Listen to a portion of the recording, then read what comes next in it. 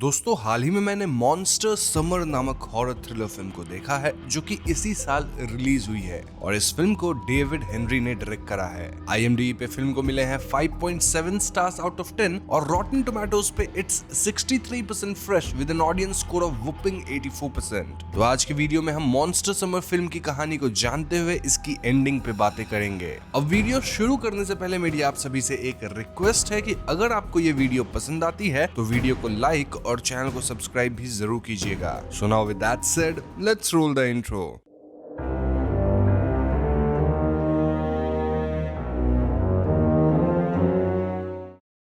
तो फिल्म की शुरुआत में हम एक सेक्लूडेड केबिन को देखते हैं और इस केबिन के सामने एक ब्लू कलर की कार लगी होती है। तभी उस केबिन की खिड़की से रॉनी नामक टीनेजर कांच तोड़ के बाहर आता है और वो भागना शुरू करता है। हम रॉनी के पीछे एक विच को देख पाते हैं और भागते हुए रॉनी अपने बैग से अनजाने में पिस्टल गिरा देता है। अब जंगल के अंदर जाने पर रॉनी को पता लगता है कि उसका पिस्टल गिर चुका है और यहाँ हम रॉनी के बैग में एक एनवेलप देख पाते हैं, साथ ही उसके पास कुछ सिल्वर बुलेट्स भी थे। तभी एकदम से ये विच रॉनी पे हमला कर देती है और अगले सीन में हम पुलिस को देखते हैं जिन्हें रॉनी सड़क पे बीचों बीच खड़ा मिलता है। यानी कि रॉनी विच के हमले से तो सरवाइव कर गया था, लेकिन उसे देखकर ऐसा लग रहा था मानो वो एक जिंदा लाश है। दिस क्लियरली इंडिकेट्स कि वो विच रॉनी की पार्ट सोल को सक कर ली है और यहीं पे फिल्म का इंट्रो आता है। इंट्रो के बाद कहानी 1997 में मार्थास वाइनयार्ड से स्टार्ट होती है। हम उस ब्लू कार को इस टाउन में एंटर करते देखते हैं और इसके बाद सीन नोआ नामक बच्चे पे फोकस करती है जो कि अपने घर में टाइपराइटर पे कुछ लिख रहा था। यहाँ हम नोआ की मॉम एबी से भी मिल पाते हैं और इनके घर में एक पेइंग गेस्ट समर स्पेंड करने आई थी जिनका नाम है मिसेस होवर्सन।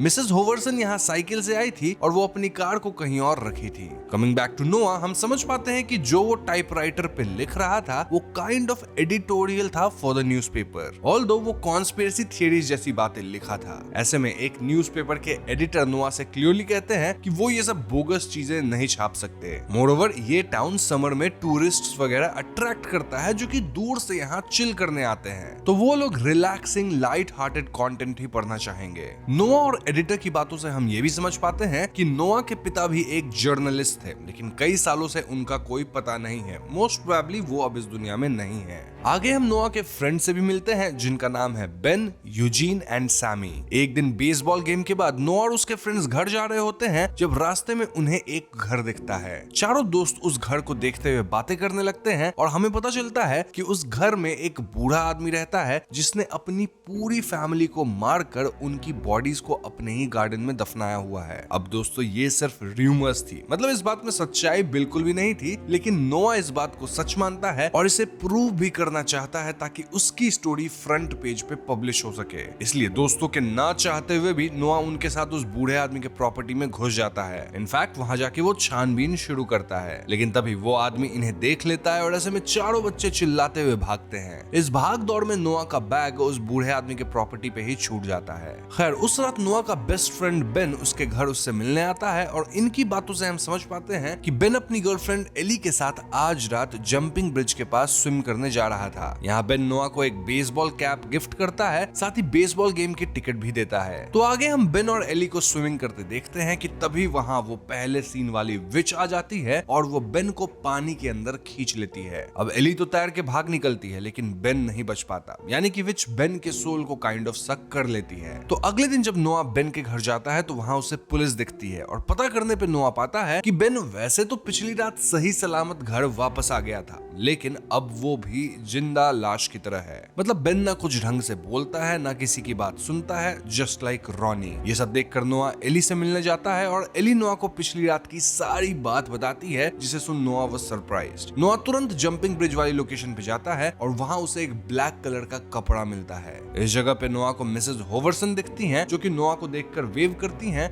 और नोआ भी वेव बैक करता है। इसके बाद नोआ उस बूढ़े आदमी के पास जाता है जिसके घर पे नोआ का बैग छूट गया था। क्यों? क्योंकि वो आदमी नोआ के बैग को उसके घर पे वापस लौटा दिया था, इसीलिए नोआ उस आदमी को थैंक यू कहता है। यहाँ हमें पता चलता है कि इस आदमी का नाम जीन है और वो एक रिटायर्ड डिटेक्टिव है। जी हाँ दोस्तों, बच्चे फालतू में अफवाह फैलाए थे कि जीन के यार्ड में मृत शरीर हैं वगैरह वगैरह, जबकि ऐसा बिल्कुल भी नहीं था। नोआ यहाँ जीन को अपने दोस्त बेन वाली घटना बताता है एंड ही रिक्वेस्ट्स जीन कि वो इस केस को सॉल्व करे। नो ऑफ कोर्स जीन को यकीन नहीं होता कि बेन पे कोई विच हमला करी है, इसलिए जीन मदद करने से मना करता है। अब उस रात नोआ मिसेस हॉवर्सन के डोर पे जब खाना लेके जाता है तो वो मिसेस हॉवर्सन को लैटिन में चैंटिंग्स करते सुनता है। ऐसे में नोआ को शक होने लगता है कि कहीं मिसेस हॉवर्सन ही तो वो विच नहीं है। वहीं दूसरी तरफ जीन टीवी में बेन वाली न्यूज देखता है एंड ही फाइनली डिसाइड्स कि वो नोआ की मदद करेगा। तो अगले दिन जीन नोआ से मिलता है और दोनों बेन को चेक करने जाते हैं। जीन को बेन के शरीर पे कोई चोट या खरोच का निशान नहीं दिखता और ऐसे में जीन को लगता है कि मे बी ये बच्चे ऐसे ही विच वगैरह की कहानी बना रहे हैं। इसके बाद नोआ जीन को सैमी और यूजीन से भी मिलवाता है और हम समझ पाते हैं कि भले जीन को विच वाली बात पे भरोसा नहीं है, लेकिन उसे ऐसा जरूर लगता है कि मे बी शहर में कोई किडनैपर है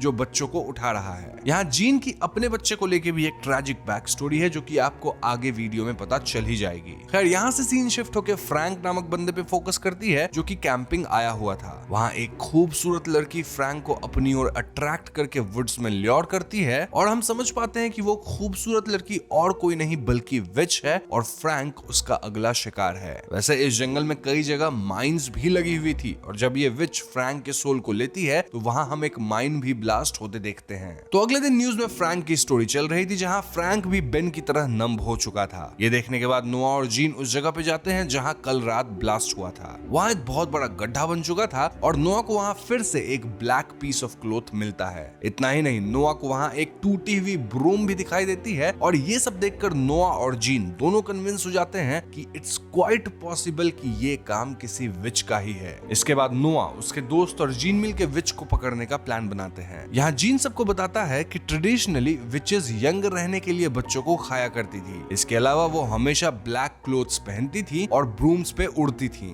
बट ये विच बच्चों को खाने की जगह सिर्फ उनके सोल को खाती है, इसीलिए ये बच्चे जिंदा लाश की तरह बन जाते हैं। सो इट्स पॉसिबल कि ये सोल सकिंग वाली जो टेक्निक है ना, ये विच का कोई नया टेक्निक इजाद किया हुआ है और इसका पहला शिकार हुआ था रॉनी। क्योंकि बच्चों को अगर आप बार बार गायब करेंगे तो आप नोटिस हो जाएंगे, लेकिन अगर बच्चे सिर्फ नंब हो जाए तो पेरेंट्स को लगेगा कि बच्चे के अंदर ही कोई बीमारी है। खैर उस रात नोआ मिसेस हॉवर्सन के कमरे में जाता है और वहां नोआ को सिमिलर ब्लैक कपड़े दिखते हैं। इतना ही नहीं, मिसेस हॉवर्सन के कमरे में बच्चों की ड्रॉइंग्स एंड नेम्स भी थे, जिससे नोआ को अब लगने लगा था कि मिसेस हॉवर्सन ही विच है। ऐसे में अगले दिन जब मिसेस हॉवर्सन अपनी साइकिल से कहीं जाने लगती हैं, तब नोआ अपने फ्रेंड्स के साथ उनको फॉलो करता है। वो एक ऑडिटोरियम के बैक स्टेज में पहुंचती हैं और नोआ भी उन्हें फॉलो करते हुए इस जगह पे आता है। वहां वो देखता है कि मिसेस हॉवर्सन किसी बच्चे को चेज कर रही थी। ये देख नोआ उन्हें नीचे गिरा देता है और सारे दोस्त मिलकर उन पर होली वाटर छिड़कने लगते हैं, लेकिन मिस हॉवर्सन पे इसका कोई असर नहीं होता। वो गुस्से में उनसे पूछती हैं कि आखिर ये सब क्या है और बच्चे उन्हें बताते हैं कि कैसे उन्हें लगता है कि मिसेस हॉवर्सन एक विच है। इस पे वो कहती हैं कि एक्चुअली वो किड्स फिक्शन की ऑथर है और यहाँ वो अपना बुक प्रमोट करने आई थी। उस रात को वो लैटिन में प्रेयर्स कर रही थी और किड्स की ड्राइंग इसलिए क्योंकि वो रेफरेंसेस ले रही थी फॉर हर इलस्ट्रेशंस। जी हाँ दोस्तों, इस पॉइंट पे बच्चों को रियलाइज होता है कि उनसे बहुत बड़ी गलती हो गई है एंड मिसेस हॉवर्सन कोई विच नहीं है। फिर क्या था, मिसेस हॉवर्सन गुस्से में पीजी छोड़ देती हैं, जिससे नोआ की मॉम उस पर बहुत गुस्सा करती है। नोआ भी अपसेट होकर जीन के घर जाता है और यहाँ इनकी बातों से हम जीन का ट्रैजिक पास्ट जान पाते हैं। तो आज से कई साल पहले जब जीन का बच्चा सिर्फ 5 साल का था, तब जीन उसे लेकर एक ट्रिप पे गया था। रास्ते में जीन की गाड़ी का टायर फट गया और जब वो टायर को चेंज कर रहा था तो एक आदमी बाइक से आया और उसके बच्चे को किडनैप करके ले गया। इस बात को 30 साल से ऊपर हो चुके हैं और जीन को उसका बच्चा आज तक नहीं मिल पाया। इनफैक्ट इस घटना के कारण जीन की पत्नी भी उससे दूर चली गई। शायद यही वजह है कि आज जीन इन बच्चों की मदद कर रहा है, क्योंकि कहीं न कहीं वो अपने बच्चे को मिस करता है। खैर तो उसके बाद जीन नोआ को अपना रिसर्च बोर्ड दिखाता है और उसे बताता है कि उसने नोटिस किया है कि यहाँ कई सालों से बच्चे गायब हो रहे हैं। वो दोनों सोचते हैं कि उन्हें इस विच को ट्रैक करना होगा, बट उससे पहले उन्हें टाउन के लोगों को आगाह करना होगा। और ऐसे में नोआ और जीन उसी एडिटर से मदद मांगने जाते हैं। उनका प्लान था कि अगर न्यूज़पेपर में एक नोटिस पब्लिश की जाए तो लोग अवेयर हो जाएंगे। दूसरी तरफ हम देख पाते हैं कि वो विच अपने ब्लू कार में टाउन में घूम रही होती है और वो एक बच्ची के सोल को कंज्यूम करके निकल लेती है। कमिंग बैक टू नोआ एंड जीन, यूजीन दोनों एडिटर से मिलने जाते हैं और वहाँ एक इंस्पेक्टर भी रहते हैं। नोआ एडिटर को सारी बातें बताता है, लेकिन एडिटर ये न्यूज छापने से मना कर देता है। इंस्पेक्टर और एडिटर दोनों ही नोआ की बातों का यकीन नहीं करते। तभी जीन सिचुएशन को हैंडल करने के लिए उनसे कह देता है कि नोआ एक बच्चा है और ये सब एक मनगढ़ंत कहानी है। बट स्टिल क्योंकि शहर के बच्चों को एनी हाउ खतरा है फ्रॉम क्रिमिनल्स, इसलिए उन्हें ये नोटिस छापनी चाहिए। अब नोआ जीन की बातें सुनकर गुस्से में वहाँ से निकल जाता है और बाहर उसे अपने दोस्त यूजीन और सैमी मिलते हैं। नोआ अपने दोस्तों से पूछता है कि क्या वो उसका साथ देंगे, जिस पे दोनों मना कर देते हैं। वो कहते हैं कि उनके पेरेंट्स उन्हें नोआ से दूर रहने बोले हैं। मोरओवर नोआ एक राइटर या फिर जर्नलिस्ट बनने से ऑब्सेस्ड है और सिर्फ इसीलिए वो एक फेक स्टोरी को बिल्ड कर रहा है। ये सब होने के बाद नोआ काफी हर्ट हो चुका था एंड देन वो बीच पे जाता है जहां वो अपने सारे रिसर्च पेपर्स एंड जर्नल्स को फाड़ के फेंक देता है। अगले दिन नोआ बेसबॉल कोर्ट में जाता है और देखता है कि बेन अब पहले जैसा बेसबॉल नहीं खेल रहा। वो एक भी शॉट नहीं मार पा रहा था और फील्ड में बिल्कुल नंब खड़ा था। अब उस शाम जब यूजीन अपने घर लौट रहा होता है तो विच अपने ब्लू कार में उसे फॉलो करती है। यूजीन डर के वहां से भागता है और कुछ टाइम बाद नोआ को यूजीन की साइकिल गिरी दिखती है। उसे शक होता है कि शायद यूजीन को भी विच उठा ले गई है।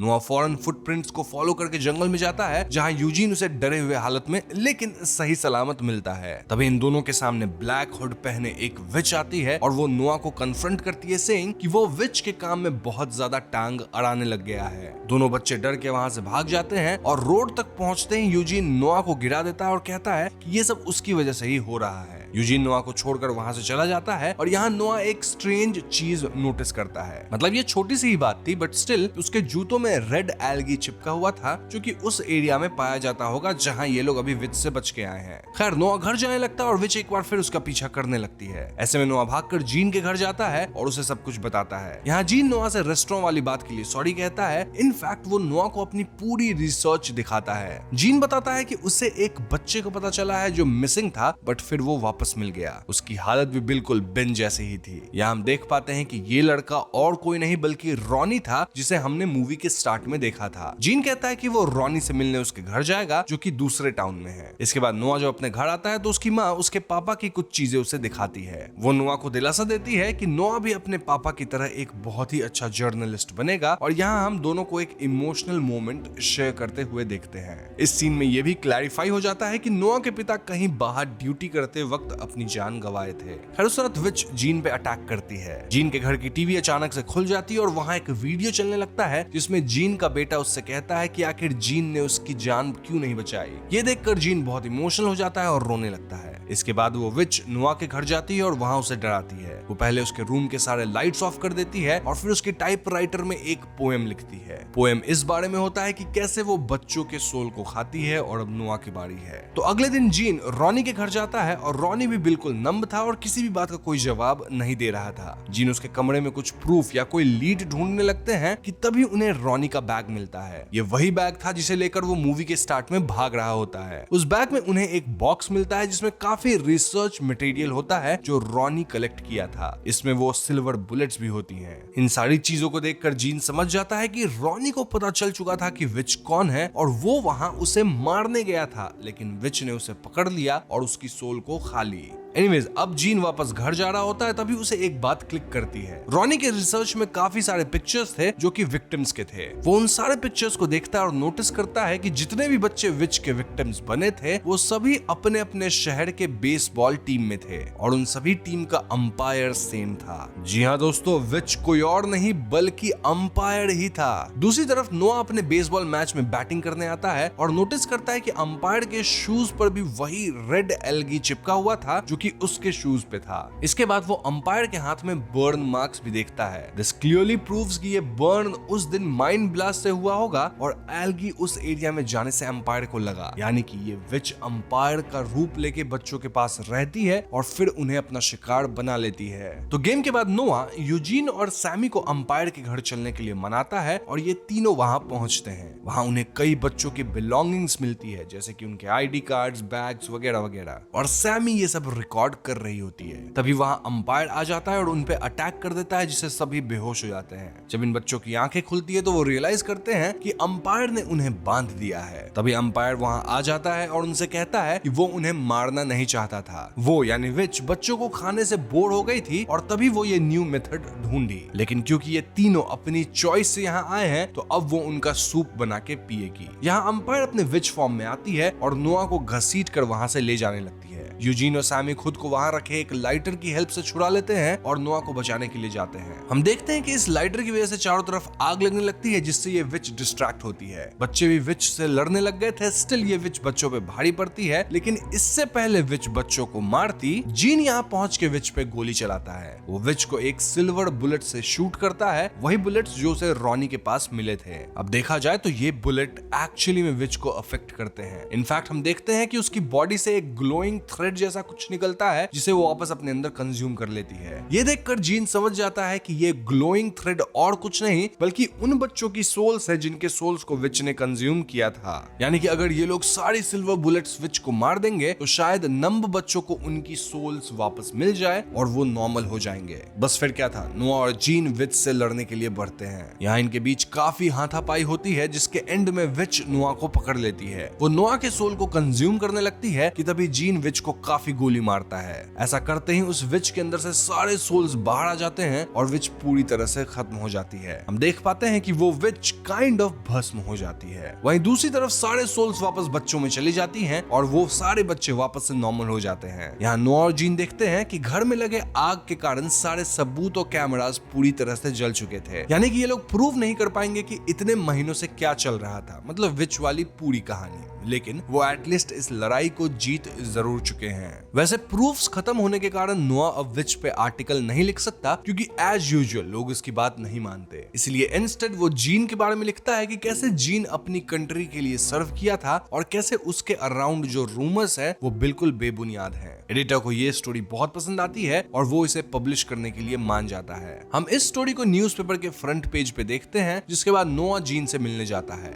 यहाँ जीन अपनी बीवी से मिलने जा रहा था, जिससे वो कई सालों से नहीं मिला था, लेकिन अब उसके अंदर हिम्मत आ गई थी। नेक्स्ट सीन में हम देखते हैं कि बेन को भी उसकी सोल वापस मिल चुकी है और अब वो पहले जैसा मस्त बेसबॉल खेलने लगा है। लास्ट सीन में हम जीन को ड्राइव करते हुए देखते हैं और समझ जाते हैं कि वो अपनी वाइफ से मिलने जा रहा है। मूवी यहीं पे खत्म हो जाती है। तो दोस्तों ये थी मॉन्स्टर समर मूवी की कहानी, जो कि एक काफी सिंपल लेकिन इंजॉयबल फिल्म है। इस फिल्म में थोड़ी सी इट वाली फीलिंग मुझे आई, मतलब बच्चे थे, टाउन में एक विच था, ऑल्दो वहां पे पेनीवाइज था जो कि काफी स्ट्रॉन्ग था। अब अगर फिल्म के स्टोरी और एंडिंग की बात की जाए तो यहाँ कुछ भी ऐसा आउट ऑफ द बॉक्स नहीं है, तो इसे फर्दर एक्सप्लेनेशन की कोई जरूरत नहीं है। बट स्टिल अगर आपके मन में कोई डाउट्स है तो आप कमेंट सेक्शन में पूछ लीजिएगा, मैं आपको रिप्लाई दे दूंगा। सो आई होप आपको मेरी एक्सप्लेनेशन पसंद आई होगी। अगर ऐसा है तो इस वीडियो को लाइक और शेयर जरूर करें। साथ ही चैनल पर नए हैं तो हमें सब्सक्राइब भी कीजिएगा, क्योंकि हम अपने चैनल पे ऐसे वीडियोस लाते रहते हैं। पीस।